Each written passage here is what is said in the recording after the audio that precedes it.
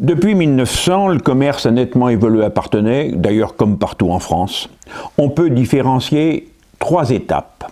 1900-1950, c'est le temps du petit commerce qui est roi. 1950-1990, les temps glorieuses, le temps béni du commerce en centre-ville, mais on note cependant une évolution qui est perceptible. Et enfin, 1990-2020, le déclin du commerce en centre-ville.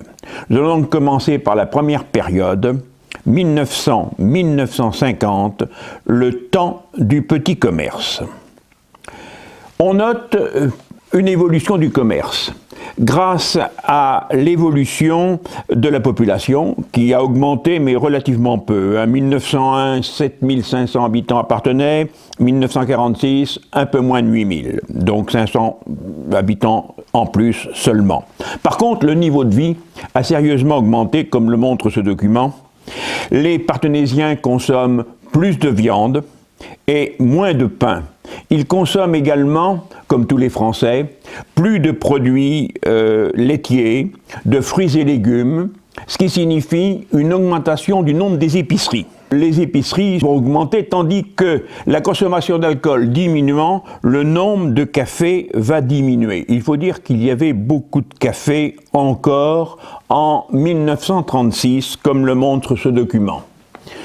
51 cafés au moins à Parthenay, aujourd'hui environ une quinzaine. Donc cela c'est lié à la diminution du nombre d'alcool et aux habitudes qui ont été modifiées également.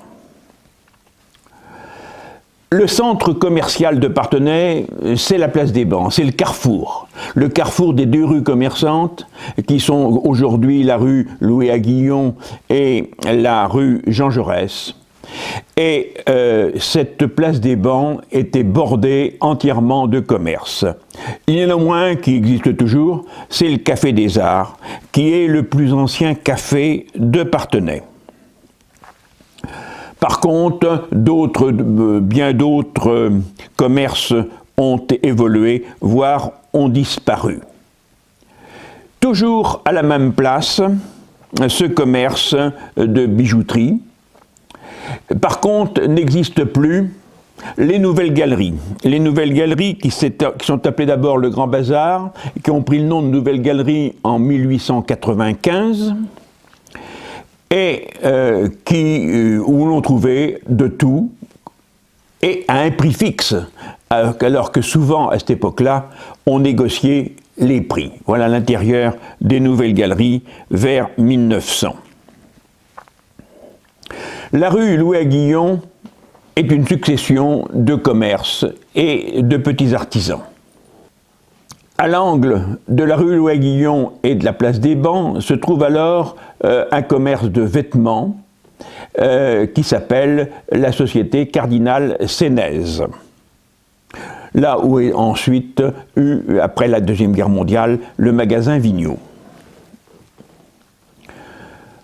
Un peu plus haut dans la rue, le magasin Lafont est certainement aujourd'hui le plus ancien magasin de Parthenay. Au départ, il vendait des draperies avant de vendre des vêtements. À droite, une droguerie. Cette droguerie a été une des 2 dernières à Parthenay. Elle a été tenue dans les années 70-80 par M. Mesureau. Avec une vue intéressante, avec une charrette à chien, comme il en existait à l'époque 1900. Donc une succession de commerces, toujours. Vous voyez ici, on indique également prix fixe. C'est très à la mode, vers 1910. À droite, l'enseigne du Vauvernis, sabots et chaussures. À gauche, le Petit Paris, et plus bas, la grande maison du prix fixe. Tout un programme.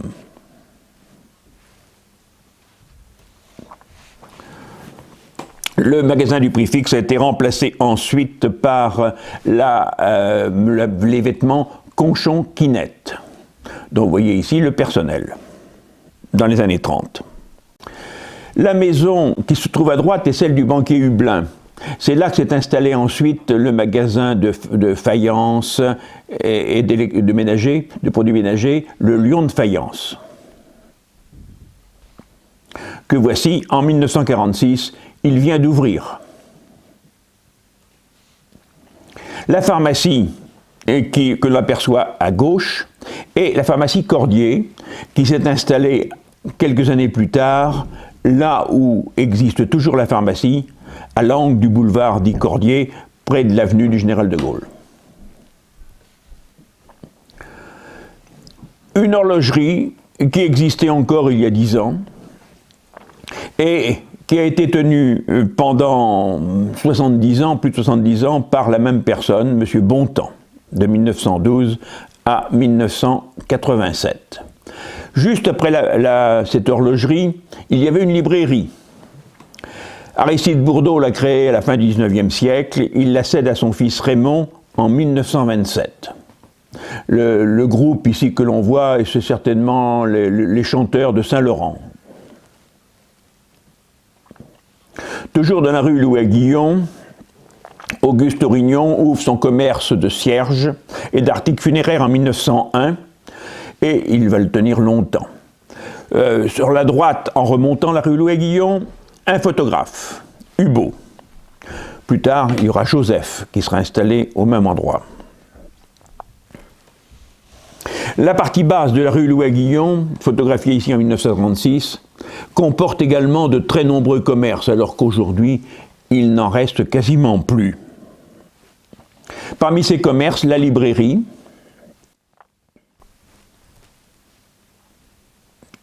où s'installera Giroir, qui va rester là jusqu'en 1965, avant de s'installer sur la place des Bancs.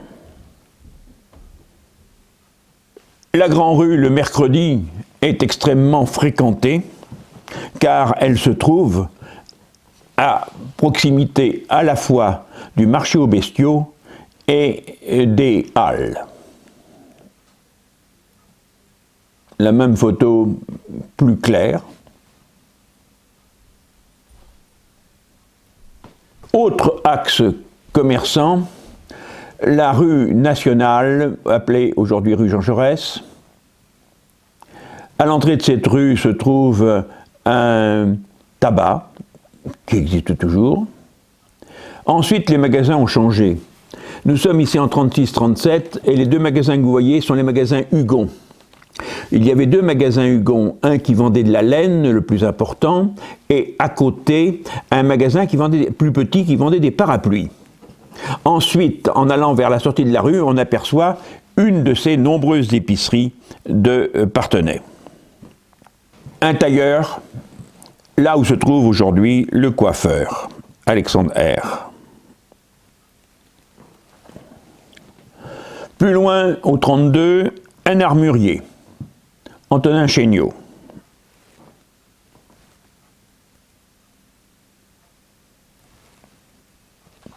Auquel succède Robert Desrets en 1920.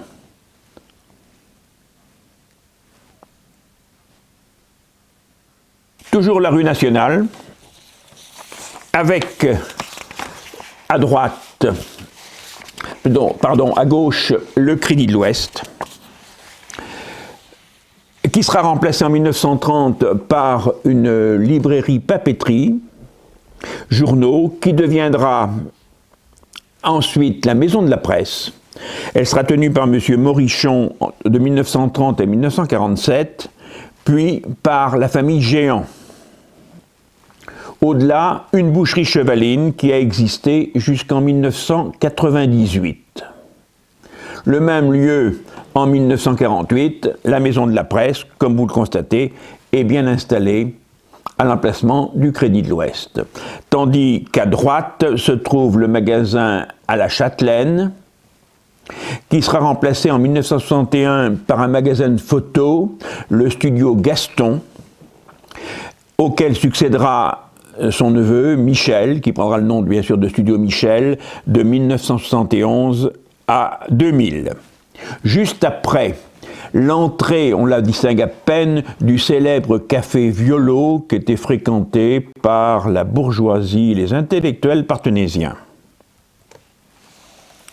Au 46 de la rue Jean Jaurès, une pâtisserie qui sera remplacée en 1940 par une fleuriste qui a disparu récemment. Toujours la rue Nationale, nous arrivons au carrefour où se trouve la pharmacie et qui a fermé en 2019.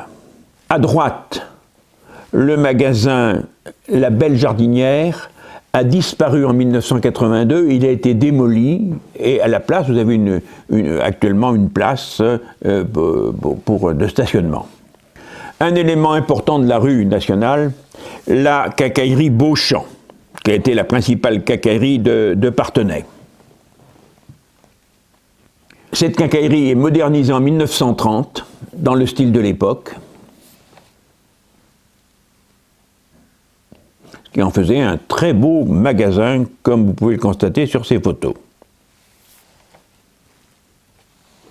Plus loin, le magasin de tailleur L'Accord. Il est tailleur, mais comme le constate l'enseigne, il vend également des vêtements tout faits.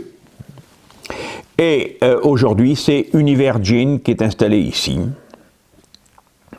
Un peu plus loin dans la rue, là nous sommes pratiquement en face des Halles, le magasin Le Petit Louvre. Autre secteur commerçant, la place du Donjon. À cette époque-là, la place du Donjon, c'est le commerce des veaux. Et il y a bien entendu des artisans et des commerçants autour de la place.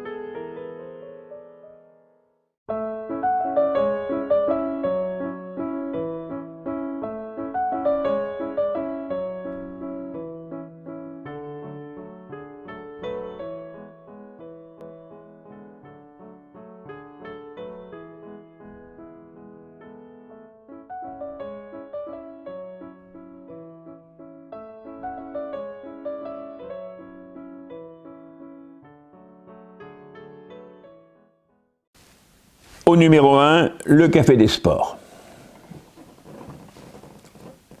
En face, la pharmacie Cordier, qui n'est pas encore installée ici. Là, on voit très bien le Café des Sports et le Desnoux, mécanicien garagiste, qui est à côté. En face, du côté droit, on peut lire le mot photographie. C'est Châtelier qui est installé là. La photo a été prise pendant la guerre 14-18. Il s'agit de soldats anglais dont l'apparition n'est pas une surprise, manifestement, puisque la population féminine est en train de les applaudir pour leur plus grande joie. Ces soldats, il y en a un qui porte un bandage blanc, sont probablement des blessés qui quittent peut-être l'hôpital de Parthenay, une fois guéris. Poursuivons dans la rue, donc la pharmacie Cordier, qui est maintenant installée. Et en face, Eugène Desnoux, mécanicien garagiste, au numéro 3. Au numéro 4, Châtelier, qui avant de s'installer à Nuit de la Gare, se trouvait ici. Au numéro 19, Paul Crochet, tapissier. Et ensuite, au numéro 29, Philibert Rouvreau, marchand de fer et charbon, est aussi quincaillier en 1935, comme on le montre cette photo. Et puis, au numéro 35, Alexandre Lijard, marchand de bois et scierie, qui va rester ici jusqu'à une époque relativement récente. Bon, continuons dans la rue du Bourbelay. Vous avez ici quelqu'un qui a été très connu à l'époque, c'est Rocher Honoré, taxi à cheval et aubergiste. L'auberge était tenue par sa femme, qui avait excellente réputation, et le mercredi, de nombreux paysans, qui ne voulaient pas s'aventurer avec leur voiture à cheval dans le centre-ville, les laissaient dans les écuries de la maison Rocher. Et avant de repartir vers leur ferme, ils n'oubliaient pas d'y déjeuner fort bien. Ensuite, on trouve une des nombreuses épiceries, Madame Gantier. Et si on continue, eh bien, donc voilà Honoré Rocher, qui vend également de l'avoine et du blé noir, et la boulangerie, qui est toujours au même endroit, il y a toujours une boulangerie. C'était à l'époque Charles Loget, et vous notez que le faubourg du Bourbelay s'appelait à l'époque le faubourg Kléber, car au début du siècle, Louis Aguillon avait modifié tous les noms de rues qui évoquaient la religion. Poursuivons dans le Bourbelay.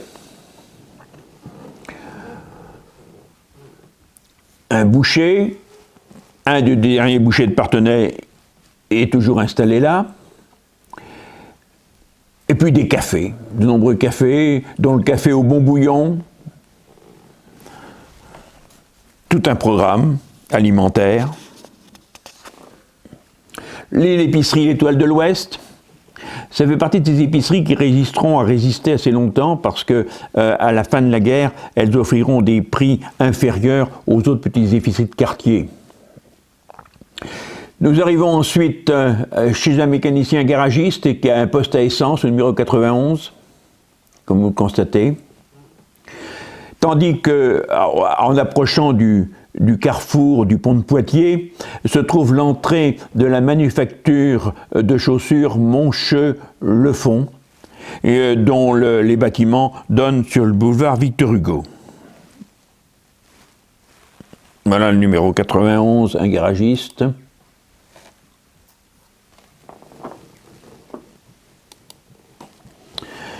Avant d'aborder la deuxième partie, il faut indiquer aussi que le Faubourg Saint-Jacques est un quartier extrêmement commerçant. Le Faubourg Saint-Jacques possède, avant la Deuxième Guerre mondiale, 5 cafés, 5 épiceries, 2 boulangeries et une boucherie. La guerre va freiner l'évolution économique. Elle va profiter au commerce alimentaire. En effet, pendant la guerre, règne les tickets. vous êtes obligé d'être inscrit chez un commerçant qui récupère les tickets de rationnement dont vous êtes doté. Tout va changer, mais seulement à partir de 1950. C'est à partir de 1950 que le rationnement disparaît totalement en France et que débute l'âge d'or du petit commerce, qui correspond à ce que les économistes ont appelé la période des Trente Glorieuses. Certes, tous les petits commerces ne vont pas en profiter de la même façon. Je parlais il y a un instant des épiceries. Eh bien, dès le moment où le rationnement disparaît, les clients vont vers les épiceries qui vendent le moins cher. Et quelles sont celles qui vendent le moins cher? Eh bien, ce sont celles qui font partie de groupes capables d'acheter en gros et de diminuer ainsi le prix de revient. C'est le cas de l'Étoile de l'Ouest, c'est le cas aussi des magasins qui appartiennent à la coopérative régionale de Saintes. Il en existait un à la fin de la guerre qui était rue Jean Jaurès. Eh bien, un autre ouvre ensuite dans le rue du Marchiou, après la guerre. L'Étoile de l'Ouest va même ouvrir un magasin en 1965, avenue de la Gare à l'époque, c'est l'avenue Général de Gaulle aujourd'hui. Il est parfaitement bien situé parce que 1 an plus tôt, la résidence Châteaudun a été achevée. Et là, vous avez de nombreux jeunes ménages qui vont se servir à l'Étoile de l'Ouest, dans la mesure où, ne l'oublions pas, nous sommes en 65, il n'y a pas de supermarché encore à Parthenay. Ces commerces vont profiter de la hausse du niveau de vie de l'époque.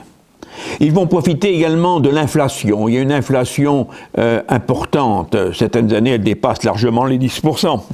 Or, l'inflation entraîne une hausse des salaires constante.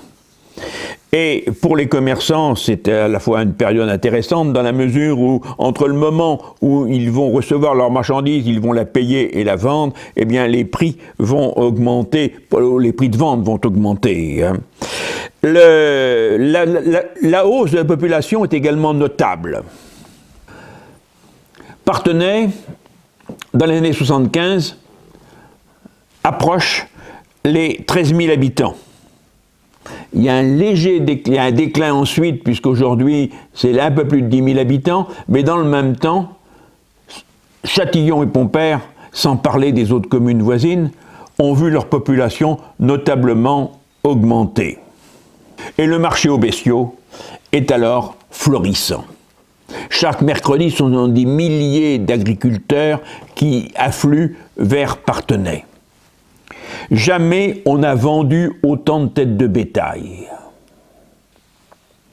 Il suffit de regarder l'évolution sur ce graphique. En 53, 20 000 têtes, en 60, 52 000, en 1974, 240 000. Le marché est en plein centre-ville. Et tandis que les hommes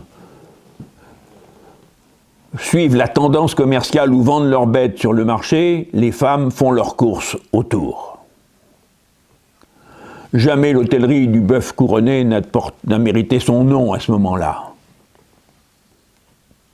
Le marché aux veaux se situe entre le lycée et la gendarmerie qu'on aperçoit à droite sur cette photo.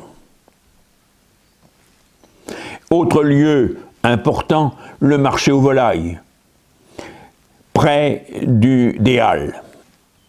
Les transactions, ne l'oublions pas, à l'époque, se font en argent liquide. Et cet argent que récupèrent les agriculteurs ou agricultrices, ils vont les dépenser de la même façon dans les commerces locaux, ce qui est bien pratique pour les déclarations fiscales. Le marché aux oies de Parthenay est très réputé l'hiver, avant Noël. Voilà un spectacle qui, on le constate, s'est tenu jusque dans les années 80. Les abords du marché couvert sont très fréquentés Et surtout, les commerçants forains sont partout dans la ville, à la différence d'aujourd'hui. Ici, c'est le carrefour Cordier. On constate la présence des commerces en face où se trouvait le théâtre à l'époque, remplacé dans les années 70 par le Palais des Congrès. Mais dans les années 70, devant le Palais des Congrès, il y a toujours des commerçants forains. Sans parler de toutes les rues de Parthenay, le boulevard de la Mailleraie, ouvert à la circulation en même temps. Regardez, l'agent de police ici, qui essaie d'expliquer à un habitant de la Vienne égaré comment sortir de ce piège. Les photos ont été prises le matin, mais généralement, le commerce est animé jusqu'au milieu de l'après-midi à l'époque. Rue Jean Jaurès, envahie par les commerces également, forains. Toujours la rue Jean Jaurès, à l'angle de la rue de la Saunerie, la place des Bancs, la rue Louis-Guillon. Les rues sont d'autant plus encombrées que même les magasins fixes s'installent dans la rue le mercredi à cette époque. La place Picard est alors un lieu de commerce pour les fruits et légumes. Et toujours la foule. Comme on peut le constater ici, la rue Louis-Guillon est mercredi matin. La population est au coude à coude. Deux périodes différentes, avant, ici, et le nom a changé, c'était la Galerie du Cadeau qui a remplacé le Lion de Faïence. Mais l'affluence est toujours la même. Pendant cette période, de nouveaux commerces apparaissent et se développent. Quelques exemples. La hi-fi, la télévision, les électrophones. La télévision arrive à Parthenay en 1960. L'émetteur de Maisonnay, qui arrose le Poitou-Charentes, est mis en service le 8 octobre 1960. Et la presse est alors envahie par les publicités qui, pour Noël, promettent à chacun le téléviseur de ses rêves. Les marchands sont extrêmement nombreux à Parthenay. Citons-les quelques-uns. Rue Louis-Guillon, vous pouvez acheter du Grammont et du Sonolore chez Bercy. Sonora et Téléavia chez Bouillot. Vous remarquez au passage que toutes ces marques ont disparu. Boulevard des Cires, Ducretet-Thompson, aux établissements Cerceau. Boulevard de la Mailleraie, Point Bleu et Ribet des Jardins, au magasin Moreau. Ce sont des marques françaises. Aujourd'hui, inutile de les chercher. Grandin chez Vergniaud, rue Jean Jaurès. Et une qui existe toujours, c'est bien sûr Philips, qui est alors la marque la plus connue et dont le concessionnaire, comme vous pouvez le constater sur cette photo, est Claude Hugon, rue Jean Jaurès. C'est lui qui, le premier, a vendu des téléviseurs à Parthenay. Si beaucoup de Parthenaisiens rêvent de la télévision en cette année 60, tout le monde ne va pas pouvoir se l'offrir. Car le moins cher que l'on peut trouver, comme par hasard chez Fillon, et qui est un poste Aura, correspond à 5 mois de salaire minimum, ou au quart du prix d'une 2 chevaux Citroën, la voiture à la mode à l'époque. Le magasin Hugon ici, lors des travaux pour créer les rues piétonnes, Hugon qui ferme en 1985 pour cause de retraite. Autre magasin d'électroménager créé à cette époque-là, en 1975, le magasin Quéreux. La flèche indique son emplacement. Également ici un autre magasin d'électroménager en centre-ville et de télévision.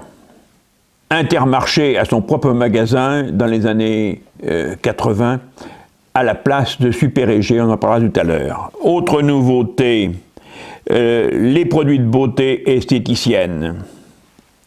Développement de la vente des appareils photo. Le studio Joseph, rue Louis-Guillon. Le studio Gaston, rue Jean Jaurès, ici à une foire exposition où il présente son matériel. À l'époque, on ne fait pas de photos avec un téléphone, bien entendu. Au studio Gaston succède le studio Michel. La vaisselle et les arts de la table, on a déjà vu des photos montrant le lion de faïence. En 1954, il s'agrandit et il va devenir ensuite la galerie des cadeaux. C'est la maison Rochefortuné qui a un choix considérable, fréquenté en particulier par les futurs mariés qui peuvent y déposer leur liste de mariage. C'est un magasin vaste, bien achalandé, dirigé par Madame Roche, que l'on voit ici entourée de son personnel, en 1996. Apparaît aussi pendant cette période les premiers magasins de déstockage, qui sont en centre-ville, les stations-service. Celle-ci est installée à la sortie de Parthenay, près du pont de Poitiers, là où se trouve un fleuriste aujourd'hui. Les magasins de vêtements se multiplient.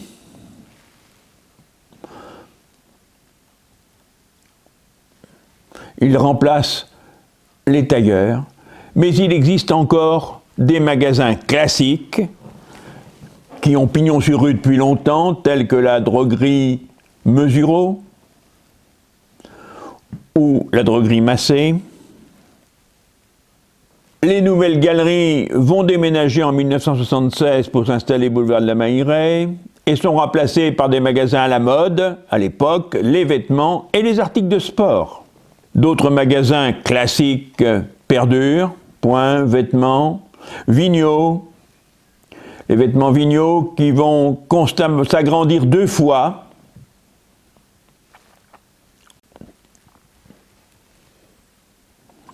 La dernière fois, ça sera en 1992. Les tailleurs vont résister avant de disparaître. Les horlogers existent encore. Ici, Colin, rue de la Saunerie, qui a disparu en octobre 82. Le magasin va être démoli et on y fait des soldes. Les cordonniers sont installés en centre-ville, la plus célèbre est la cordonnier Moreau, rue de la Saunerie. Et il existe à Parthenay plusieurs pâtisseries qui ne font pas de pain, qui ne font que de la pâtisserie. Célèbre pour ses Saint-Honoré, la pâtisserie Bourdin, avenue de la Gare. En centre-ville, la pâtisserie Cochet, rue Jean Jaurès.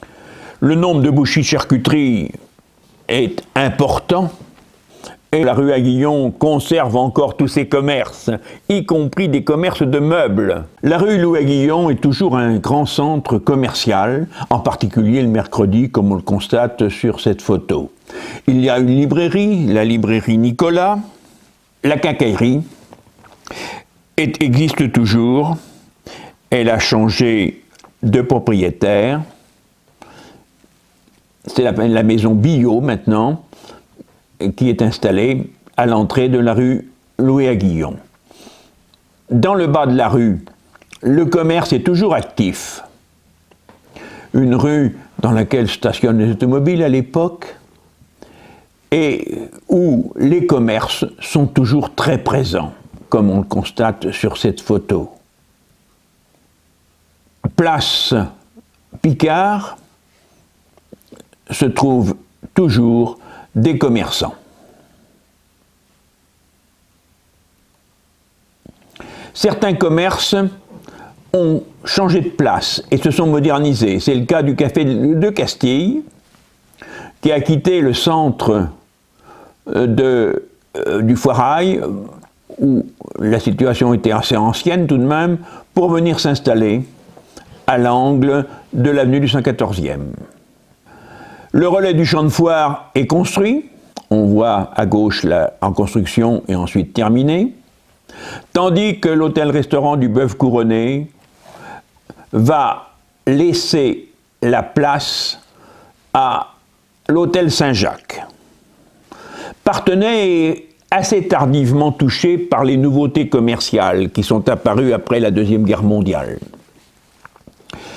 Certes, dès 1948, les nouvelles galeries sont ouvertes en libre service, mais si en 1949 le premier Leclerc apparaît à Landerneau en Bretagne, il faudra attendre 1967 pour qu'apparaisse la première supérette, Égée,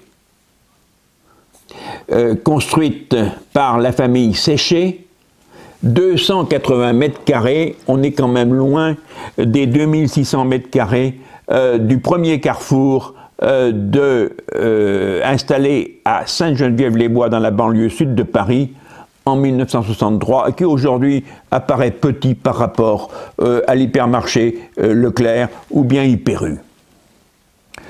Et le Courrier de l'Ouest parle pourtant pour cette supérette de grands magasins, 280 mètres carrés. Ça va être le début de l'inflation de la superficie commerciale. Voilà où se situait le Super Égée, en bas du champ de foire, là où se trouve aujourd'hui une banque. L'année suivante, 1968, ouverture du premier magasin Leclerc, appartenait 700 mètres carrés déjà. Il était là, dans l'avenue qui conduit à la gare, l'avenue Victor Hugo. C'est au tour, en 1969, de la coopérative régionale de Saintes d'ouvrir le Supercop, 700 mètres carrés également, avenue Pierre Mendès France. Il est à la fois bien et mal situé. Bien situé parce que près de la place du Drapeau, mal situé parce que, où voulez-vous accéder facilement avec un chariot? C'était pas évident là où il était. À l'époque, il n'y avait pas le carrefour d'ailleurs routier. Hein, la rue qui passe devant la sous-préfecture n'existait pas. C'était directement la place du Drapeau. Pendant les années 70, on note une évolution du commerce avec des changements de nom. Dès 69, Leclerc devient Ex. 1971, Super Égée est agrandi. 1971, Ex devient Parteco. 1975, Super Égée devient Timi. 1976, là c'est la grande nouveauté, il est question de créer la ZAC des Loges qui est en construction et ce lieu va commencer à attirer les appétits commerciaux d'un certain nombre de personnes. Les Docks de l'Ouest et Leclerc souhaitent installer chacun un commerce de part et d'autre de la rue Palissy, c'est-à-dire là où se trouve aujourd'hui le garage Renault et où est en train de se construire Aldi. C'était là que chacun voulait installer son commerce, ce qui va être refusé par la municipalité de Parthenay qui ne veut pas que ces magasins s'installent hors de la ZAC des Loges. Donc, ils vont à ce moment-là de deux autres sociétés, mais toujours Leclerc, dont le responsable était M. Cognier, qui possédait le Leclerc de Thouars et qui voulait installer pour son fils celui de Parthenay. En 1976, deux magasins, deux centrales d'achat, le Printemps Prix Unique et Leclerc proposent chacun une installation sur la ZAC des Loges, comme vous le constatez ici. Leclerc va être choisi parce que l'emplacement qu'il a préféré est celui souhaité par la ville de Parthenay. Restait à obtenir l'autorisation d'ouvrir, car depuis la loi Royer, il faut une autorisation lorsque les magasins dépassent les 1000 mètres carrés de surface. Et M. Cognier va se heurter à de nombreux refus. Pendant ce temps-là, pendant que Leclerc est refusé parce qu'il risque de nuire aux activités commerciales du centre-ville, disait-on, le Timi devient Bravo et change de place. Il traverse le Foirail pour s'installer sur le boulevard des Cires avec 1000 mètres carrés. Sur cette photo, nous sommes en 1988, Bravo a laissé la place à Monsieur Bricolage. Aujourd'hui, tout commerce a disparu ici. Je vous le disais, Michel Cognier va se heurter plusieurs fois à un refus de la part de la commission chargée de donner les autorisations. En 1977, c'est le cas. En 1978, il dépose un nouveau permis de construire et il se heurte de nouveau à un échec. À chaque fois, il fait appel au ministre du Commerce qui refuse lui aussi. Il dépose en 1978 un troisième permis de construire. Pour une grande surface de vente commerciale de 2000 m², une station-service et un ensemble de parkings et de services annexes. Le conseil municipal de Parthenay accepte le projet, qui est repoussé par la commission départementale d'urbanisme commercial une nouvelle fois en 1978. Une troisième fois, Michel Cogniet va faire appel un recours auprès du ministre du Commerce. S'il a le soutien de la commune de Parthenay, il a contre lui les commerçants locaux, le député Jean Pinault, et qui vont organiser en octobre 1978 une manifestation devant la sous-préfecture de Parthenay, manifestation à laquelle participe la famille Séché, qui possède pourtant un supermarché, et dont le fils sera le premier à ouvrir un hypermarché à Parthenay. Malgré cette opposition, Leclerc obtient le droit en 1979, en avril 1979, d'ouvrir un magasin de 1700 m². La manifestation devant la sous-préfecture n'avait servi à rien. Et le Leclerc se construit sur la ZAC des Loges pendant l'année 79. Il va ouvrir en 1980. Le 2 juillet, il ouvre donc ce supermarché de 1700 m². Ici, le Leclerc, vous le voyez, il occupe une place relativement réduite, avec à côté la galerie marchande, et il n'y a rien à côté à ce moment-là. Donc, dernière étape, le déclin du centre-ville 1990-2020. Quelles sont les causes de ces déclins? On peut en rechercher plusieurs. Certains pensent que la piétonisation du centre-ville a joué. Il est certain que si les rues piétonnes ont été inaugurées en 1982, dès 1971, on interdit le centre-ville le samedi aux voitures. Et les commerçants qui souffrent le plus sont ceux qui sont situés près de la place Picard. C'est eux qui souffrent le plus. Tandis que les commerçants de la rue Jean Jaurès réclament plusieurs fois des rues piétonnes. Pas tous, certes. Dans la rue Jean Jaurès, et certains sont contre les rues piétonnes, en particulier un droguiste qui vend des pots de peinture et qui trouve que porter assez loin les pots de peinture, ça peut être difficile.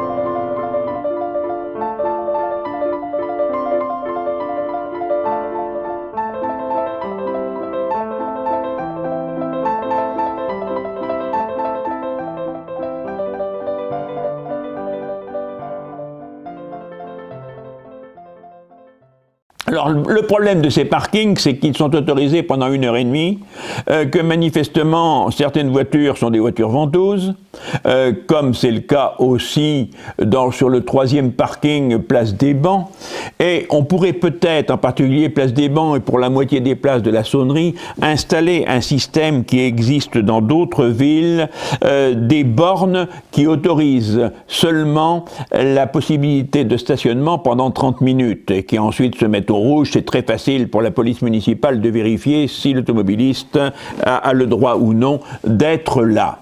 Et je pense que ça serait souhaitable pour permettre une rotation plus rapide, et 30 minutes, c'est suffisant pour aller chez un commerçant, voire 2 s'il n'y a pas de temps d'attente.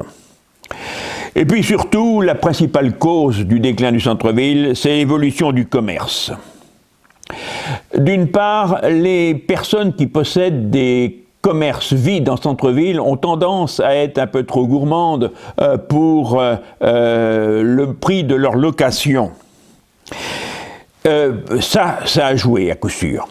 Ensuite, eh bien, le commerce à l'extérieur de la ville s'est développé avec la création des hypermarchés. Le premier hypermarché, en fait, c'est celui créé par la famille Séché, qui en 86 inaugure un intermarché de 2000 m² à la place de l'ancienne gendarmerie. Certes, nous ne sommes pas loin du centre-ville, mais nous ne sommes pas dans le centre-ville. Voici l'Intermarché en 1986. Et Leclerc va lui aussi s'agrandir. Après Intermarché va s'agrandir en prenant d'ailleurs une partie du boulevard François Mitterrand, qui était à 2 fois 2 voies. Et en 89, Intermarché atteint ainsi 2700 m² au moment où Jean-Yves Cogniet, qui dirige le Leclerc, essuie un nouveau refus pour s'agrandir. Il ne réussira à obtenir l'autorisation qu'en 1991. En attendant de s'agrandir, Leclerc, comme on le constate ici en 1988, a installé des Tivoli sur son parking pour tricher un peu sur la surface commerciale. En 1992, ça y est, il est agrandi, et il va même plus loin. Non seulement l'hypermarché Leclerc atteint 2700 m², mais en face sont construits Brico Leclerc et Agri Bâti. Voici le Leclerc de 2800 m², il bat de 100 m² l'hypermarché Hyper U. Leclerc en a profité pour ouvrir une poissonnerie. Tandis qu'en 1981, Intermarché devient Hyper U. Depuis, Intermarché a sérieusement bétonné les lieux avec le parking à étage et le drive, la dernière construction. Leclerc, en 2005, avec ses extensions Agri-Bâti et l'autre lieu commercial, dépasse les 4000 m². Mais Jean-Yves Cogniet a l'intention, qui est un commerçant dans l'âme, a l'intention de créer une galerie à l'extérieur du Leclerc, un ensemble commercial. En plus, donc, il y a Brico Leclerc, Bâti Leclerc et une zone commerciale qui s'étend à l'ouest du Leclerc. 10 magasins sont d'abord accueillis dans un premier temps, en 2011. Ces magasins ont été construits sur des terrains qui étaient destinés, en principe, à construire des logements. Mais la ville, n'arrivant pas à vendre ces terrains pour des logements, a préféré les céder pour l'extension commerciale. Donc 10 magasins dans un premier temps, et 6 autres arrivent en 2014. Ce sont des magasins de chaîne. On trouve en particulier Darty, Jouet Club, Gémeaux, Intersport, qui est en train de s'agrandir actuellement, et à proximité sont installés Optical Center et une cave et bar VNB. Ce qui a joué également, c'est le développement de la vente par Internet. Hyper-U a été certes un pionnier. Dès 88, on peut commencer à faire des achats par Internet à Hyper-U. Vous voyez ici un système qui aujourd'hui s'est développé dans tout, avec les drives, dans tous les super et hypermarchés français. Mais ce qui va bouleverser le commerce par Internet, c'est l'arrivée d'Amazon en 2000, qui en 2016 est le premier distributeur non alimentaire en France en termes de chiffre d'affaires. Et un Français, Casino, ouvre le Cdiscount, c'est sa filiale depuis 2000, qui est l'équivalent français d'Amazon. Bon, maintenant, est-ce que tout a été fait depuis 20 ans pour essayer de freiner la crise du centre-ville? C'est peut-être discutable. Des efforts ont été faits cependant, pour éviter que les magasins soient vides pendant la première mandature de Xavier Argenton. En même temps, il y a eu 2 tentatives pour réouvrir une épicerie en centre-ville. Les 2 tentatives ont échoué. Plus récemment, des fresques murales redonnent un aspect agréable au centre-ville, place de la Saunerie ou encore rue Jean Jaurès. Pouvait-on faire mieux? Peut-être. On pouvait peut-être demander aux propriétaires de magasins d'avoir des prétentions financières un peu plus faibles. Pouvait-on empêcher Jean-Yves Cognier d'acheter les terrains qui lui ont permis de créer la zone commerciale? C'est possible, mais pas certain. Certes, en 2009, Bressuire a bénéficié du programme Action Cœur de Ville et Partenaire n'en a pas profité. Enfin, dernier problème, pouvait-on empêcher Aldi de s'installer en face le garage Renault? C'est possible. Voici Aldi en construction actuellement, le permis de construire ayant été délivré au mois de novembre 2019. Pour toutes ces raisons, le commerce de centre-ville est en déclin, comme le montrent les photos que je présente maintenant. Rue Louis-Aguillon en particulier, quasiment tous les commerces ont disparu. Et la rue est particulièrement vide. Il faut dire que la photo, soyons honnêtes, a été prise pendant le confinement.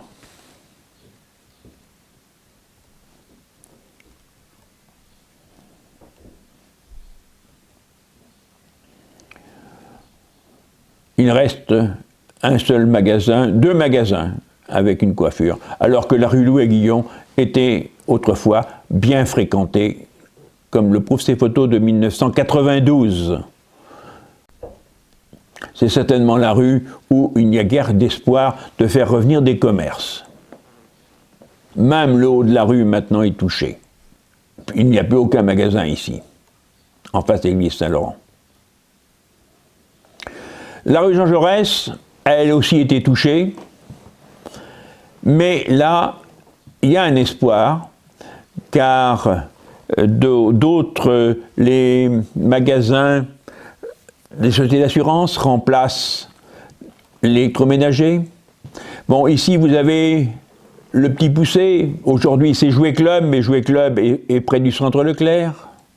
Les banques ont fermé leur succursale en centre-ville, il y avait la Société Générale et le Crédit Agricole qui en avait un. Uniprix qui avait remplacé une nouvelle galerie a disparu, il n'y a plus de magasins maintenant le long du boulevard de la Mailleraie. Néanmoins, des espoirs existent encore, puisque récemment, des commerces sont apparus dans la rue Jean Jaurès, là où ils avaient disparu. C'est le cas avec Au Petit Bonheur, ou en face, le magasin qui vend l'alimentation américaine. Donc, les espoirs subsistent. Toutefois, ce qui se produit à Parthenay se produit malheureusement dans la plupart des villes françaises de même taille. Seules résistent les villes à fort potentiel touristique.